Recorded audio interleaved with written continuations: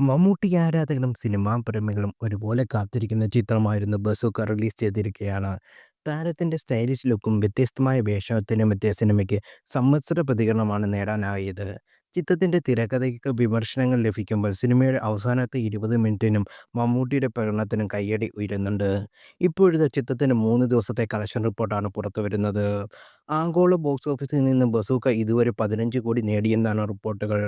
ആഭ്യന്തര ബോക്സ് ഓഫീസിൽ 8.31 കോടി കടന്ന ചിത്രം റെസ്റ്റ് ഓഫ് ഇന്ത്യ മാർക്കറ്റിൽ നിന്ന് 50 ലക്ഷമാണ് സ്വന്തമാക്കിയത്. ചിത്രം ആദ്യ ദിനത്തിൽ ഇന്ത്യൻ ബോക്സ് ഓഫീസിൽ നിന്ന് 3.25 കോടി നേടിയെന്നാണ് ട്രാക്കർമാരായി റിപ്പോർട്ട് ചെയ്യുന്നത്. സിനിമയ്ക്ക് 1.5 കോടി രൂപ ചിത്രത്തിൽ കേരളത്തിൽ നിന്ന് അഡ്വാൻസ് കളക്ഷനോടെ ലഭിച്ചത്. രണ്ടാം ദിവസം ബസൂക്ക 2.1 കോടി നേടിയപ്പോൾ മൂന്നാം ദിവസം കളക്ഷൻ കുറഞ്ഞു. മൂന്നാം ദിവസം 1.85 കോടിയായിരുന്നു ബസൂക്കയ്ക്ക് നേടാൻ സാധിച്ചത്. നാലാം ദിവസം പിന്നിടുമ്പോൾ ചിത്രം നേടിയത് 1.01 കോടി രൂപയാണെന്ന് ട്രാക്കർമാരായ സൺസ്ട്രീക്ക് റിപ്പോർട്ട് ചെയ്യുന്നു. ബിഗ് ബഡ്ജറ്റ് ക്രൈം ത്രില്ലറായി ഒരുക്കിയിരിക്കുന്ന ചിത്രം നിർമ്മിച്ചത് സരിഗമ ഇന്ത്യ ലിമിറ്റഡും തിയേറ്റർ ഓഫ് ഡ്രീംസിന്റെ ബാനറിൽ ജിനൂവി എബ്രഹാമും ഡോൾവിൻ കുര്യാക്കോസും ചേർന്നാണ്.